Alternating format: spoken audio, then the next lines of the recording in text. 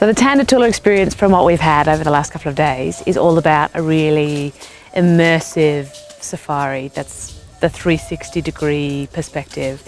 It's all around you. They make sure that you are absolutely in the moment everywhere you go, and it's just about being right here in the now and experiencing whatever is in front of you. I've got goosebumps just thinking about it. I think today the biggest challenge faced by wilderness areas across Africa is wildlife crime, which we are collectively gaining a foothold on, but across Africa this remains to be a problem. We're part of a very, very big open system, and there are areas in that open system that are as yet completely untouched and very wild, and our guests obviously contribute every time they visit us by paying their conservation levies, and that goes into the pool of revenue that helps fund the operations of these reserves. But certainly there are programs that all of us as operations have on the go, anything from community development to education programs to conservation programs, and most of those will be spoken about when people come and visit, and you know, there are ways to get involved in those that would be explained to the guests when they're with us.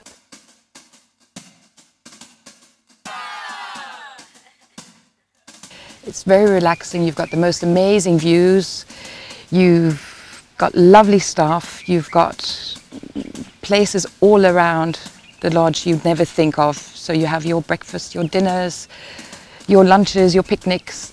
It's always a different place. So that's something very, very special about Azura Benguela. Christopher and Stella Bettany are the people behind Azura Retreats, and their vision for the company was to enable people to travel and explore some of the areas of outstanding natural beauty whilst experiencing those places with relative comfort and luxury, but whilst also experiencing as much as possible of what is local and unique to the places where we are. We work with a charity called the Rainbow Fund. It was the first charity started by a hotel here in Mozambique.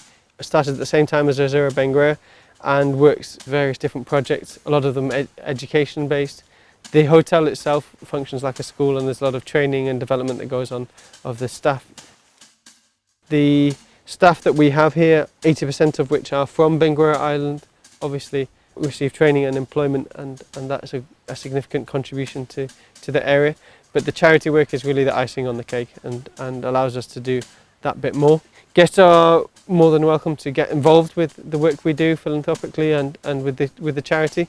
And really one of the greatest assets we have to the work we do with the Rainbow Fund is the support of the guests who come here, the time that they contribute to listening to our ideas, the ideas that they put forward themselves, and the support that they give us with those things, without which none of this would be possible.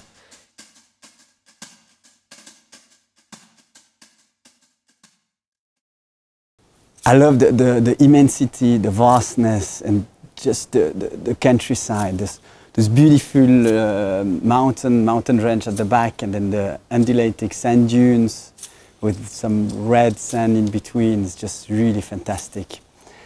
And also, of course, all the game that was inside. That's really impressive.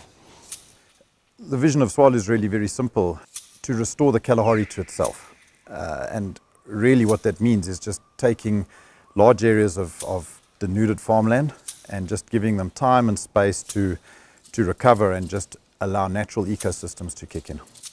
In an environment like the Kalahari, water is always going to be the biggest challenge we face. It's the biggest challenge ecosystem management point of view, and it's also a massive challenge from a guest and staff management point of view. So really just being wise and careful about how we use the water resources is probably our single biggest challenge. By virtue of its size, Swallow presents fantastic opportunities for protecting a lot of rare and endangered species. Swallow offers just provides so many opportunities for people from the area who've really had virtually no exposure to this sort of thing. It gives them opportunities to grow in so many different fields. The Rhino Conservation Safari, emotional, shell-shocking, extraordinary, and a privilege and an honour to be part of it. And then when you see them get up after the sort of all the data's been collected and they've been notched, and they come together, it's mother and calf, and they found each other and they literally trotted off together, was when I lost it completely. A think the easiest way to sum up our vision is just by our little company catchphrase, which is changing lives through experiences. So this is something we try and get everybody at Quanred to buy into, and it's not just about changing guests' lives through the experience of, you know, visiting a game reserve. It's also about changing our staff's lives and their families' lives through the experiences that they have living and working on a game reserve and our surrounding areas.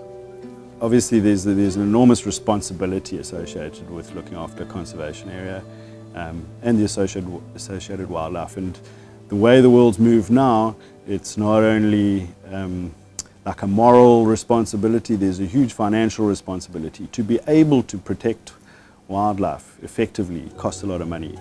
It has the upside of creating lots of opportunities in terms of employment, but with the threats becoming more and more well-funded, we also have to be more well-funded. I think the biggest opportunities in conservation all revolve around people. Whether it's the opportunity to change people's perceptions and cultivate interest and responsibility about conservation in our guests, or to engender the same perception amongst our staff. Those are the opportunities. And it's not just our staff, it's the people that live anywhere near enough to know about us.